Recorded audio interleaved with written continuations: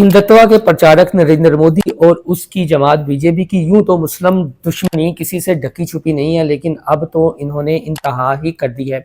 वजह यह है कि इंडिया में एक ऐसा मुतनाज़ा बिल मंजूर किया गया है कि जो मुसलमानों की जायदादों के हवाले से है। मुसलमान हुक्मरानों ने जो सदियों से कुछ अपनी जायदादें वक्फ की हुई थी, जिनकी कीमत अरबों डॉलर बताई जाती है, उस हवाले से एक वक्फ बिल मंजूर कर लिया है। उनका जो ऐवान ज़री यानी जो पार्लियामेंट है, उन्होंने ये बिल मंजूर किया है। अब ये ऐवान बाला यानी उनका जो सेनेट है वहां पर जाएगा। वहां पर मंजूर होने के बाद बाकायदा जो इंडियन सदर हैं ये उनके पास जाएगा और फिर वो बिल पर अगर दस्तखत कर देती हैं तो ये मुतनाज़ा बिल मंजूर हो जाएगा। ये मुतनाज़ा बिल पहली बार कब पेश हुआ, इसकी राह में क्या रुकावट थी, इससे मुसलमानों को क्या नुकसानात होंगे, और एक वो लाबी जो पाकिस्तान में भी बहुत ज्यादा मुतहरिक है, मेरी मुराद अहमदी और कादियानी लाबी से है, वो इंडिया में भी अब मुतहरिक है। और इस बिल के मंजूर होने के बाद उनको क्या फैसिलिटेट किया जाएगा और उनकी लाबी कितनी मजबूत होगी वो भी मैं कुछ बताऊंगा। और ऐसे में हमारा यहाँ पर मीडिया क्यों खामोश है और ख़ास तौर पर जो मुस्लिम ममालिक हैं वो इंडिया के इस रवैये पर क्यों एहतजाज नहीं कर रहे, इसकी कुछ वजूहात भी आपके सामने रखूंगा। तो पहले इस बिल के हवाले से कुछ बात कर ली जाए। जो इस बिल में कुछ शिके हैं और क्यों इसे मुतनाज़ा कहा जा रहा है। बीबीसी इंडिया की जानिब से एक रिपोर्ट इस सिलसिले में शाया की गई है। वो जो उनकी खबर है या रिपोर्ट है वो तो इंग्लिश में थी, तो मैंने इसका थोड़ा सा उर्दू में तर्जुमा किया। बीबीसी की खबर के मुताबिक ये बिल जो है पहली बार गुज़िश्ता साल अगस्त में पार्लियामेंट में पेश किया गया था, लेकिन हिज़्ब इख्तिलाफ के अरकान के शोर शराबे के बाद इसे मुश्तरका पार्लिमानी कमेटी को भेज दिया गया था। जो वर्जन पास किया गया है इसमें बहुत सी तब्दीलियां शामिल हैं जो तेजी से मुनसिम कमेटी ने तजवीज़ की हैं। पैनल में शामिल अपोजिशन अरकान ने इल्ज़ाम लगाया है कि बीजेपी ने और इसके इत्तेहादियों की तजवीज़ करदा तब्दीलियों को कबूल किया, जबकि उनकी तजवीज़ करदा तमाम तरामीम को मुस्तरद कर दिया। हिंदुस्तान में मुसलमान प्रॉपर्टी कानून में तब्दील की मुखालफत क्यों कर रहे हैं, ये एक बड़ा बुनियादी सवाल इस बीबीसी की स्टोरी में उठाया गया है। वजह यह है कि कांग्रेस के रुकन पार्लियामेंट और राज्यसभा में अपोजिशन के लीडर मल्का अर्जुन ने कहा कि अपोजिशन मुतहिद है और वक्त तरमीमी बिल पर मोदी हुकूमत के गैर आईनी और तकसीम करने वाले एजेंडे को शिकस्त देने के लिए काम करेगी, लेकिन तादाद अपोजिशन के हक में नहीं हो सकती। मुस्लिम ग्रुपों ने दलील दी है कि इस बिल का मकसद वक्फ कवानीन को कमज़ोर करना और वक्फ अमलाक को जब्त करने और तबाह करने की राह हमवार करना है। अगर इस बिल की मजीद शिकों की बात की जाए तो वक्फ अमलाक जिनमें मसाजिद, मदारिस, शेल्टर होम और मुसलमानों की तरफ से अतिया करदा हज़ारों एकड़ राजी शामिल है, बोर्ड के ज़ेरे इंतज़ाम है। यानी जो वक्फ बोर्ड है, ये जो मुसलमान हुक्मरानों ने अरबों डॉलर की जायदाद वक्फ की हुई थी, अतिया की हुई थी, जिसमें मदारिस भी हैं, मदरसे भी हैं, शेल्टर होम भी हैं और कुछ इंसानी फलाह के और बहबूब के अदारे भी हैं, ये बोर्ड उसकी सरपरस्ती करता था। तो ये असल में बुनियादी जो वहाँ पर तब्दीली की गई है, जिसे मुतनाज़ा बिल इसलिए कहा जा रहा है कि ये जो हिंदुत्व के प्रचारक हैं, जो मोदी लाबी है, जो बीजेपी है, जो आरएसएस है, वो बेसिकली मुस्लिम दुश्मनी पर उतरी हुई है। आगे बात बढ़ाने से पहले एक यहाँ पर मैं बात कर दूं कि जब से उनकी ये इंडियन मूवी आई है छावा, वैसे तो वो बहुत पहले भी औरंगजेब आलमगीर जो छठे मुगल बादशाह थे उनके पीछे पड़े हुए थे। हमने तफसीलन इस हवाले से 2-3 वीलाग भी किए हैं। अब वो उनके मकबरे के पीछे भी पड़े हुए हैं कि यहाँ से उनका मकबरा उखाड़ दिया जाए और यहाँ पर भी मंदिर बनाया जाए। और पिछले 2-3 माह से मुसलसल इस सिलसिले में मुजाहरे भी हो रहे हैं। तो बताया ये जाता है कि ये जो मुतनाज़ा बिल पास हुआ है उनकी पार्लियामेंट से,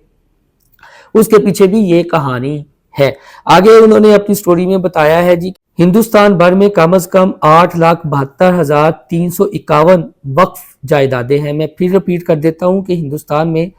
8,72,351 वक्फ जायदादें हैं जो 9,40,000 एकड़ से ज्यादा पर फैली हुई हैं, जिनका तहमीना कीमत 1.2 ट्रिलियन रुपए यानी 14.22 बिलियन डॉलर है। बिल के मुखालफिन की तरफ से एक बड़ी तनकीद ये है कि यह हुकूमत को ان اوقاف کے زیر اہتمام منظم کرنے اور اس بات کا تعین کرنے کا غیر ضروری اختیار دیتا ہے کہ آیا کوئی جائیداد وقف کے طور پر اہل ہے یا نہیں۔ اس بل میں 2 غیر مسلم ممبران کو وقف بورڈ میں شامل کرنے کی بھی تجویز دی گئی ہے۔ یہ ہے ایک وہی بریک واردات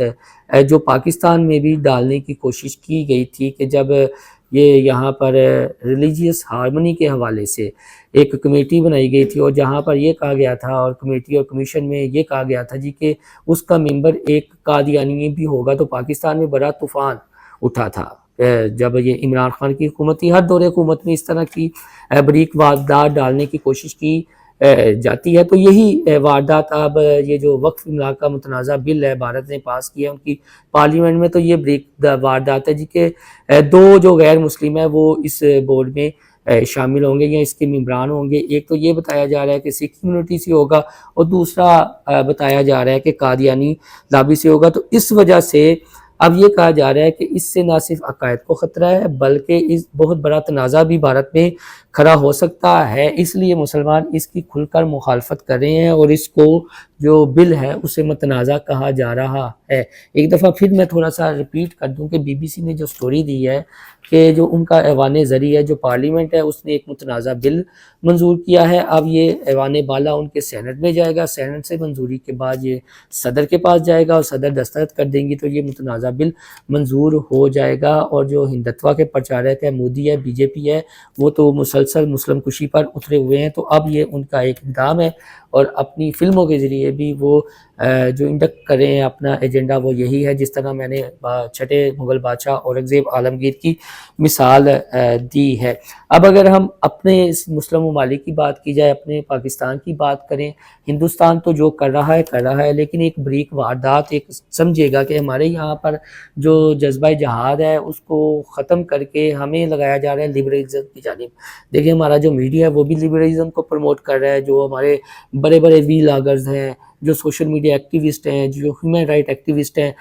وہ بھی جہاں پر ظلم و زیادتی ہوتی ہے وہاں پر کھل کر مذمت نہیں کرتے، بات نہیں کرتے، اور جو لبرلزم کی بات ہوتی ہے تو وہ بھی کھل کھلا کے سامنے آ جاتے ہیں۔ اب اگر آپ تھوڑا سا انڈیا کا ڈیٹا نکالیں کہ جو RSS کے رضاکار وہاں پر بھرتی ہو رہے ہیں مسلسل، یعنی ان کی ایک پیرالل ہندتوا مائنڈ سیٹ کی ایک فوج تیار ہو رہی ہے، اور بتایا یہ جا رہا ہے کہ وہ جو نئی بھرتیاں ہو رہی ہیں اس میں ایک بھی خاتون رضاکار شامل نہیں ہے۔ یہ ایک بڑا بنیادی نقطہ ہے سمجھنے والا کہ اس میں ایک بھی خاتون رضاکار شامل نہیں ہے، یعنی ہندتوا کی پرچارک، بلکہ سارے وہاں پر اس میں مرد بھرتی وہ کر رہے ہیں، نوجوان لڑکے۔ اور اگر پاکستان کی بات کی جائے، اپنی بیوروکریسی دیکھ لیں، دیگر شعبہ جات دیکھ لیں، تو دھڑا دھڑ یہاں پر خواتین کو پروموٹ کیا جا رہا ہے۔ تو ایک بنیادی سوال یہاں پر یہ پیدا ہوتا ہے کہ آیا بارڈرز پر جا کر ان خواتین نے جنگ لڑنی ہے، اور کیا یہ جو غیر معمولی حالات پیدا ہوتے ہیں تو کیا وہ اس کو قابو میں کر سکتی ہیں؟ یہ ایک بنیادی فرق ہے جو سمجھنے کا ہے۔ اور ہمارے یہاں پر جو پالیسی ساز ہیں شاید جب بہت سا پانی پلوں کے نیچے سے گزر جائے گا تو وہ پھر جاگیں گے۔ اس کے علاوہ نصاب میں وہ کچھ ایسی چیزیں شامل کر رہے ہیں مسلم کشی پر، مسلم دشمنی پر، جبکہ ہم یہاں پر لبرلزم کے فروغ کے لیے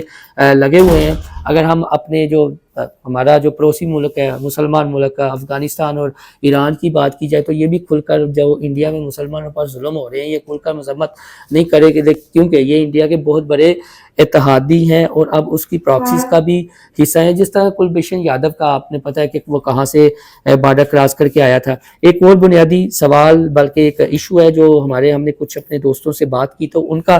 یہ کہنا تھا کہ پچھلے دنوں اگر پچھلے سالوں کی بات کی جائے تو $130 ارب سے زائد کی جو بھارت میں ریمیٹیز ہیں وہ آئی ہیں۔ معادلہ جو آیا وہ کہاں سے آیا ہے؟ اس کا بیشتر حصہ، زیادہ تر حصہ گلف ممالک سے ہے، جس میں ابوظہبی ہے، سعودی عرب ہے۔ تو یہاں کے بھی جو حکمران ہیں انہیں سوچنا چاہیے۔ تو یہ ایک مختصر سا میں نے ایک جو بی بی سی نے سٹوری دی تھی اس متنازع بل کی، اور ہمارے یہاں پر کیا ہو رہا ہے، مسلم ممالک کیا کر رہے ہیں، انہیں خود اپنی اداؤں پر غور کرنا چاہیے۔ اور دھڑا دھڑ انڈیا جو ہے وہ ہندتوا کہ پرچارک کے لیے اپنی ایک الگ سے فورس RSS کے رضاکاروں پر مشتمل وہ بھرتی کرتے چلے جا رہے ہیں، جبکہ ہمارے یہاں پر کوئی اس جانب توجہ نہیں دے رہا، نہ ہمارا میڈیا اس پراپوگنڈے کو کونٹر کر رہا ہے، نہ وہ مسلم ممالک جو بظاہر تو انڈیا کی دوستی کا دم بھرتے ہیں ان کو بھی مسلمانوں پر جو بھارت میں ظلم و زیادتی ہو رہی ہے وہ نظر نہیں آ رہا۔ اور اب اس متنازع بل کے بعد جو وہاں پر مسلمانوں کے ساتھ کہا جا رہا ہے ان کی اربوں ڈالر کی جو جائیدادیں ہیں وہ ضبط ہو سکتی ہیں، یعنی ان کو ضبط کیا جا سکتا ہے، اور وہاں پر پھر وہی جو بابری مسجد والا منظر ہوا تھا کہ وہاں پر انہوں نے پھر مندر بنا دیا۔ تو ابھی بھی ہوش کے ناخن لینے کی ضرورت ہے اور پاکستان کو اس حوالے سے ایک مربوط حکمت عملی بنانے کی ضرورت ہے۔ آنے والے دنوں میں وہ نہ ہو کہ جب پانی پلوں کے نیچے سے گزر جائے اور اس کے بعد ہم ہوش میں آئیں، ہمیں ابھی سے کچھ پریکاشنری میجرز لے لینے چاہیے۔ اللہ حافظ۔